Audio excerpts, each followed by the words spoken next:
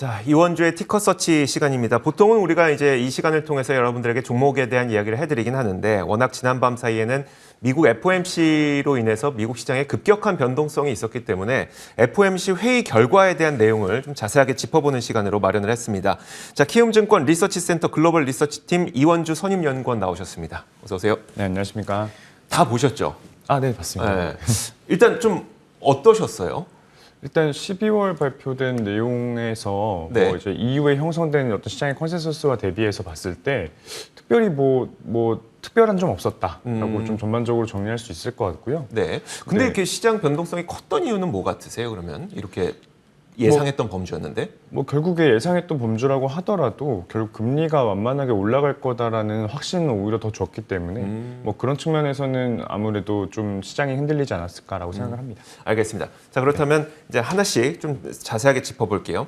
그 이번 FOMC 성명서에서 가장 우리가 좀 주목해봐야 되는 부분들은 어떤 거 있을까요? 원래 4가지 포인트가 주요 관전 포인트였고요. 네. 첫 번째로는 연준이 미국 경제에 대해 어떻게 판단하고 있는지, 두 번째로는 테이퍼링 속도 변경을 혹시 하지 않을지, 네. 세 번째로는 이 기준금리 인상 시점에 대한 얘기나 횟수에 대한 이야기를 하지 않을지, 그리고 네 번째로는 아무래도 QT에 대한 대차대조표 축소 시작을 언제 할 거고 규모를 언제 할 건지에 네. 대한 내용 4가지가 이번 이제 그 스테이트먼트에서 확인했어야 되는 내용인데요. 결국에 기존의 예상과 별로 달라진 건 없었습니다. 결국에 인플레이션과 고용은 인플레이션은 기대치 이상으로 높아지기 때문에 우려를 표했고요. 네. 그리고 고용 시장은 너무 건전하다는 이야기를 했습니다. 미국 경제에 대해서는 좀 어느 정도 이제 확고한 좀 성장을 잘 할 거다라는 이제 인식이 있었던 것 같고요. 이런 그 가정하에 테이퍼링 속도를 올릴 거냐에 대해서도 기존 계획대로 하기로 했습니다. 지금 1월달 600억 달러 정도를 월마다 이제 매수하고 있는데 2월달에 300억 달러로 줄이고 3월달에 종료하는 걸로 일단 얘기를 했고요. 세 번째로 기준금리 인상과 어떤 시점의 횟수에 대해서는 결국에 데이터 디펜던시다. 그러니까 우리가 이거는 뭐 확실하게 말할 수 없고 결국에 뭐 금리가 그러니까 이 물가가 더 빨리 올라가면은 뭐 더 늘릴 수도 있는 거고 많을 수도 있는 거다라는 식의 얘기를 했고요. 결국 시장 컨센서스인 뭐 3월달에 금리 인상할 거다라는 거에는 특별히 뭐 변동이 없을 것 같습니다. 그다음에 네 번째로 QT에 대해서도 뭐 기자들 Q&A도 있었고 여러 의견들이 있었는데 결국에 QT에 대해서도 시작을 언제 할지에 대해서 밝히지 않았고요.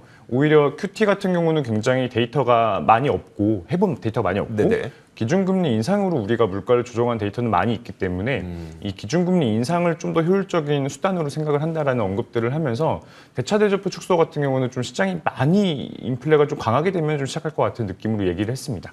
결국에 전반적으로 크게 놀라운 건 없었다라고 말씀드릴 수 있겠습니다. 근데 시장 반응은 크게 놀라웠어요. 네. 거기엔 분명 이유가 있을 것 같다는 말이죠. 네. 그러니까 말씀하셨던 것처럼 이제 크게 놀라운 내용이 없었기 때문에 성명서 상으로는 그렇기 때문에 매수 심리가 굉장히 강했던 것 같습니다. 그래서 성명서 발표와 함께 시장의 상승 탄력도 굉장히 좋아졌었던 거고 다만 이런 가운데 파월 의장이 기자회견을 통해서 내비쳤던 말은 인플레이션 업사이드 리스크가 굉장히 많습니다 라고 얘기를 했잖아요. 네. 근데 앞서 이야기했던 성명서랑 연결을 지어보면 우리는 데이터에 기반해서 금리를 조절할 것이다 라고 했는데 인플레이션 업사이드 리스크가 많습니다 라고 얘기하니까 그럼 금리 인상 횟수가 많아지겠네로 이제 시장에서는 받아들인 것 같거든요.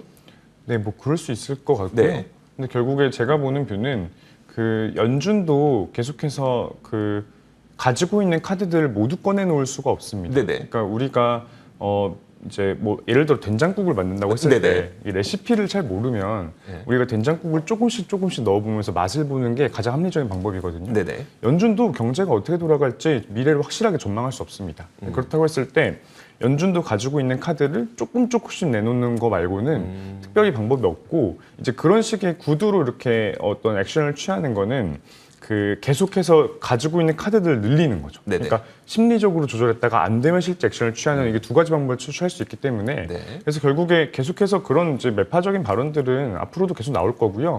근데 실제로 금리를 어떻게 인상할 거냐에 대한 거는 저는 그냥 3월달에 테이퍼링 종료하고 분기마다 한 번씩 인상하는 정도로 갈 거라고 생각을 합니다. 그렇다면 액션은 크게 달라질 것이 아니기 때문에 시장에서의 오늘 변동성은 그냥 좀 과도했다고 보시나요? 어떠세요? 과도했다고 보고요. 근데 이제 연말까지 이제 증시 밴드를 좀 말씀을 드리면 네네. 저희는 4,400에서 한 4,700포인트까지 그러니까 S&P 500 기준으로 좀 네네. 보고 있어요.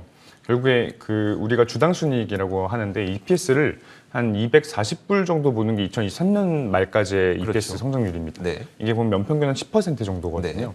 근데 보통 증시를 움직이는 건 이제 뭐 실적과 금리이잖아요. 네. 실적이 이렇게 완만하게 올라가게 되는데 뭐 이렇게만 되면 무조건 증시는 좋아지겠죠. 네. 근데 사실 금리도 완만하게 올라가기 때문에 금리는 주가 아무래도 연계 상관관계를 갖기 때문에 이게 좀 믹스되면서 저는 네. 박스권일 거다라고 2022년 증시는 예상하고 있습니다. 알겠습니다.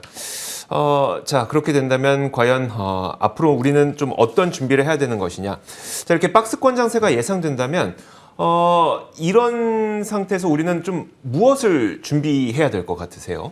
일단은 뭐 제가 보는 베이스 시나리오는 박스권이라는 네. 거고요.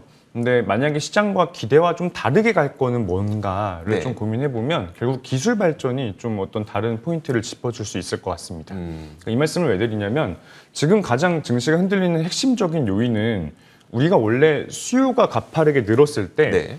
공급이 가파르게 늘어주면 물가가 안 오릅니다. 그쵸. 만약에 이제 공급이 늘어날 수 있는 환경이라면 연준이 이렇게 매파적으로 나올 필요가 없어요. 근데 현재 상황은 이 공급 사이드에서 그 굉장히 문제들이 많고 그쵸. 연준이 여기에 영향을 미칠 수 있는 이제 힘이라고 해야 될까요? 그러니까 제한적입니다. 왜냐하면 이 공급 사이드에서의 문제가 주로 팬데믹이랑 연관이 많이 돼 있거든요. 첫 번째로는 뭐 재택근무가 확산되게 되면 아무래도 재택근무가 가능한 화이트 칼라 직종들에 대한 선호도가 올라가면서 네. 이 블루 칼라 직종이 선호도가 급격하게 내려갑니다. 네. 이러다 보니까 미국 시장이 지금 블루 칼라에 뛰어들어서 생산을 하려는 노동자가 많이 줄어들어 있는 상태인 거죠.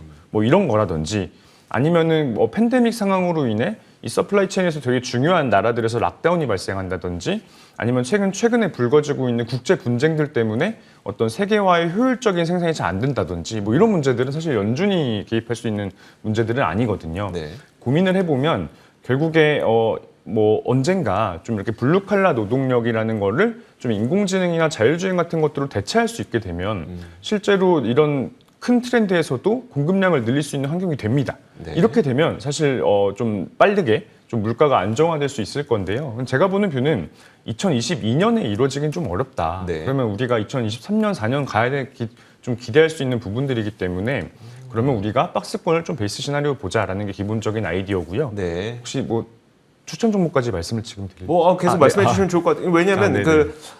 좋습니다. 이제 박스권을 기대하시고 계시는 네. 전망하고 있는 상태이기 때문에 일단 2024년 5년 정도까지 가면 시장은 좋아질 것으로 보이지만 네. 그 중간에 우리가 과도기를 겪는 과정에서 분명 우리가 그 대안으로 선택할 수 있을 만한 투자 자산이 필요한 거거든요. 그럼 네. 어떤 것들을 좀 눈여겨보고 계세요? 결국에 증시는 실적이 올라가는 거를 좋은 영향을 금리가 올라가면서 상쇄할 거라고 생각을 하는데 네네. 분명히 그 세부적으로 살펴보면 실적이 너무 가파르게 올라가서 이 금리가 올라가더라도 영향을 좀 완화시키는 정도만 하고 주가는 계속 올라갈 수 있는 기업들이 있습니다. 네. 그래서 좀 PER 10배 미만의 좀 싼 종목들 위주로 말씀을 드리려고 하는데요. 네. 첫 번째 종목은 저번 시간에도 말씀드렸던 그 미국의 1위 온라인 소규모 대출 서비스인 이노바 인터내셔널입니다. 네. 티커는 ENVA고요. 그 동사 같은 경우는 아무래도 이 돈을 빌려주는 비즈니스를 하다 보니까 금리가 올라가게 되면 수혜줍니다. 네, 그렇죠. 실제로 최근에 오히려 주가도 오히려 올라가고 있는 그림이고요. 네. 그리고 이제 원래 저축률이 굉장히 높았었어요, 미국이. 왜냐면은 미국 같은 경우는 워낙 그 실업수당도 많이 주고 했기 때문에 저축률이 원래 한 8%, 원래 한 4, 5%밖에 안 되는데 막 13%까지 올라갔었거든요. 맞아요. 근데 이게 떨어지게 되면 다시 대출 서비스들을 많이 이용할 수밖에 없기 때문에 결국에 첫 번째로는 EMVA를 말씀드리겠고요. EMVA 같은 경우도 멀티플 7배밖에 안 되고 네네. 연간 EPS 성장률이 뭐 20, 30% 훨씬 넘게 나옵니다. 네. 당연히 이게 실적 성장에 따라서 좀 이제 계속해서 주가가 좀 좋을 걸로 보여지고요. 두 번째 기업은 이 디아로턴이라는 네. 기업입니다. 디아로턴 같은 경우는 미국의 1등 주택건설 사업자인데요. 이 건설 시장이 작년에 한 이제 부동산 가격 기준으로 한 16% 정도 올랐어요. 네. 미국도 굉장히 호황이었는데 올해도 좀 호황이 지속될 걸로 보여집니다. 네. 아까 말씀드린 블루칼라 노동력 부족 문제 때문에 이 건설 승인은 돼서 이제 착공만 하면 되는데 노동력이 없어가지고 착공이 안 돼요. 일하실 분이 없네요. 네, 일하실 분이 없습니다. 그래서 이제 건설 시장이 많이 쇼티지입니다. 그래서 이제 부동산가가 계속 올라가는 그림이고 이런 트렌드는 사실 재택근무 확산 때문에 그런 거기 때문에 이게 좀 장기적인 트렌드라는 감안을 해보면 디아로턴 같은 경우가 판매하는 주택가가 계속해서 올라갈 거고요. 네네. 그리고 또 추가로 좋은 거는 이제 재택근무가 확산되다 보니까 도심 지역보다는 이 도심 외 지역의 주택 가격이 빠르게 올라가거든요. 네. 근데 디아로턴 같은 경우는 주로 도심 지역에 판매하는 회사가 아니라 이 1인당 GDP 기준으로 더 전체 평균보다 낮은 네네. 이제 뭐 애리조나 같은 지역들의 주택을 판매하고 있습니다. 그러다 보니 여러 시황에 더 적합하고 멀티플 한 7배밖에 안 되고요. 얘네도 EPS 성장률이 20~30%씩 나옵니다. 네네. 그래서 일단은 두 번째 기업 디아로턴 말씀드렸고요. 세 번째로는 저번에 말씀드렸던 이 파이어니어 내추럴 리소시스라는 네네. PXD라는 기업입니다. 이 PXD 같은 경우는 이 쉐일 생산량 기준으로 미국에 2등하는 업체이고요. 가장 좋아하는 이유는 유가가 좀 계속해서 오를 거라고 보고 있는 겁니다. 네네. 그 유가 같은 경우는 결국에 수요는 팬데믹 이전 수준으로 회복이 됐는데 공급은 팬데믹 이전 수준보다 10%가량 낮아요. 왜 그러냐면은 워낙 많은 규제들이 있다 보니까 네. 원유 생산 업체들이 이런 규제에서는 장기적인 수요나 공급 같은 것들을 잘 모르겠다라고 하면서 투자를 극단적으로 줄이고 있습니다. 이런 시황이기 때문에 최근에 11월에 옥시덴단 페트롤리움이나 말씀드린 PXD나 원래 보통 원유 생산 업체들이 이 유가가 하락하는 거를 막기 위해 이 파생 상품으로 해지를 해놓습니다. 네네. 근데 이 해지 포지션 모두 청산했습니다. 그러니까 이런 시황이 거의 역사적으로 거의 없었고요. 그러니까 유가가 굉장히 불하다고 보는 거죠. 그래서 PXD 같은 경우도 유가가 올라가는 거에 수혜를 받을 수 있기 때문에 좋아하고 있고 멀티플 지금 한 9배 정도밖에 안 되는데 올해 실적 성장 100% 이상 나오는 상황입니다. 네네. 그래서 이제 이런 세 가지 기업이 금리가 좀 오르더라도 좀 주가가 오를 수 있는 기업이라고 보고 좀 이런 쪽으로 투자 비중을 높였으면 좋겠습니다. 알겠습니다. 그 금리 상승을 피할 수 있을 만큼 이익 성장이 높은 기업들 그 가운데서도 지금 현재 밸류에이션이 상당히 낮은 기업들을 소개해 주신 게 바로 이노바 그리고 여기에다가 이노바 인터내셔널, DR 호턴, 파이어니어, 내추럴 리소시스. 자, 그러면은 이런 기업들은 마지막으로 한 가지만 더요. 네. 그 시장에서 예상치가, 그러니까 금리 인상의 예상치가 지금 좀 더 많이 늘어나고 있더라고요. 뭐 네. 4~5회, 뭐 많게는 6회까지도 인상하는 시장 참가자들 좀 있는 것 같더라고요. 네. CME 페드워치 보니까. 이런 것들의 영향력을 다소 피해갈 수 있는 종목으로 봐도 되겠죠. 뭐 예를 들어서 네. 우리가 PER이 100배라고 해보죠. 네네. 그러면 이게 100배를 거꾸로 뒤집으면은 보통 이제 주주요구 수익률이라는 그쵸. 개념이거든요. 100배면 1%인 거잖아요. 네. 근데 기준금리가 1% 오르면 이게 이 주주요구 수익률이 2%가 돼요. 네네. 이걸 다시 뒤집으면 PR이 50배가 되거든요. 네. 그러니까 한마디로 무슨 말씀이냐면 PER 100배짜리 종목들은 금리 1%만 올려도 주가 반토막 나야 돼요. 그런데 이제 말씀드린 이노바, 뭐 디아로턴, PXD 같은 기업들은 이제 멀티플이 10배밖에 안 되잖아요. 네네. 그러면은 뒤집어 보면 10%인데 네. 이거는 1% 올라도 11%가 돼요. 네네. 한마디로 밸류에이션이 이제 그 뭔가 주가에 중요한 영향을 안 미치는 기업들인 거죠.